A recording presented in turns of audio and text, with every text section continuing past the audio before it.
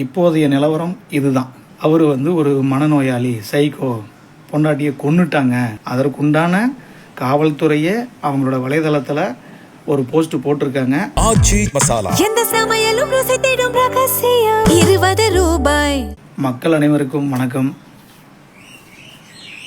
நேற்றுலேருந்து நிறையா ஊரில் நிறையா மாவட்டத்திலேருந்து கால் பண்ணி மெசேஜ் பண்ணி கேட்டிருக்கீங்க. வாட்ஸ்அப்பில் வீடியோ கால், ஆடியோ கால், இன்ஸ்டாவில் video call, audio call, message பண்ணுறீங்க, கால் பண்ணுறீங்க. ஓகே, இந்த குடும்பத்துக்காக, அந்த பையனுக்காக மனமிறங்கிய அனைத்து நல்லுள்ளங்களுக்கும் என்னுடைய மனமார்ந்த நெஞ்சார்ந்த நன்றிகள்.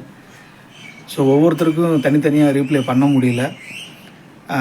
அதனால் இந்த ஒரு பதிவு பொதுமக்கள் அனைவருக்கும் ஒரு பொதுவான பதிவு. என்ன நடந்திருக்குன்னா, அந்த ராஜாண்ணனோட தம்பி வினோத்ன்றவர் தஞ்சாவூர் போலீஸ் ஸ்டேஷன் போயிருக்காங்க. அண்ணாவை பார்க்குறதுக்கு அவங்க அம்மா அப்பாவை கூட்டிகிட்டு போயிருக்காங்க. ஸோ இன்னும் கொஞ்சம் நேரத்துக்கு மேலே தான் என்ன ஏதுன்னு எக்ஸாக்டாக ஸ்டேட்டஸ் தெரியும். அந்த பையனை கிட்ஸ் ஹோமில் போலீஸ் விட்டு பாதுகாத்து வச்சுருக்காங்க. ஏன்னா அந்த அண்ணாவோட அம்மா அப்பா கிட்ட கொடுக்கலாமா, பொண்ணோட அம்மா அப்பா கிட்ட கொடுக்கலாமா அப்படிங்கிறது இன்னும் யார் மேலேயுமே ஒரு சரியான ஒரு நம்பிக்கை இல்லாதனால ஹோமில் வச்சுருக்காங்க. ஸோ பையன் சேஃபாக இருக்கான், யாரும் பயப்பட தேவையில்லை. அந்த அக்காவும் ஹாஸ்பிட்டலில் இருக்காங்க. பேசுகிறாங்களாம்மா, என் பையன் என்ன பண்ணுறான், நல்லா இருக்கானா அப்படின்னு கேட்டிருக்காங்களாம்மா அந்த வினோத்துங்கிற அண்ணாக்கிட்ட. ஸோ நான் பேசியிருக்கேன். அவரோட இன்னொரு தம்பி, பெரியம்மா பையன் திருப்பூர் மாவட்டத்தில் இருக்காங்க. ஓகேங்களா? ஸோ 2 பேர்த்திட்டையுமே நான் கான்டாக்ட் பண்ணி பேசிகிட்டு தான் இருக்கேன். அப்பப்போ ஃபோன் சுவிட்ச் ஆஃபில் இருக்குது, ரீப்ளை பண்ணுறாங்க, வாட்ஸ்அப்லாம் பண்ணால்.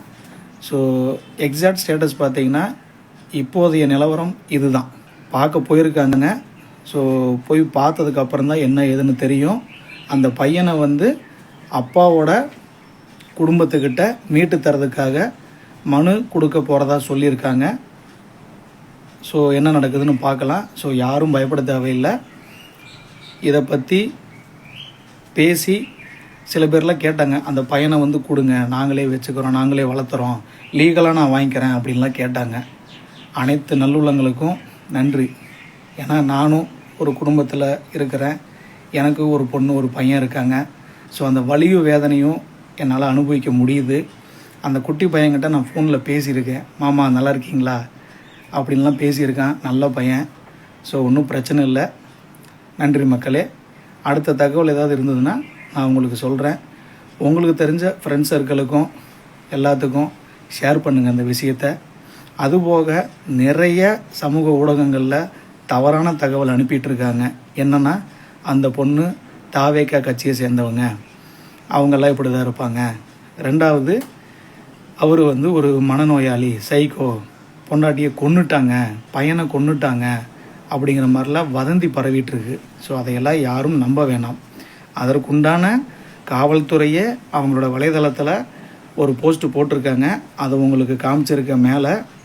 ஸோ மக்கள் எல்லோரும் தயவு செஞ்சு தேவையில்லாமல் ஒரு குடும்பத்தில் என்ன நடந்ததுன்னு தெரியாமல் நீங்களாக கற்பனை பண்ணி வதந்திகளை பரப்ப வேணாம். ரொம்ப கெஞ்சி கேட்டுக்கிறேன். ரொம்ப நன்றி மக்களே. மீண்டும் சந்திப்போம். இந்த வீடியோ உங்களுக்கு பிடிச்சிருந்தா மறக்காமல் லைக் பண்ணுங்கள், ஷேர் பண்ணுங்கள். இதே மாதிரி தொடர்ந்து நிறைய இன்ட்ரெஸ்டிங்கான வீடியோஸ் பார்க்க வி டாக்கீஸ் சேனலை சப்ஸ்கிரைப் பண்ணுங்கள்.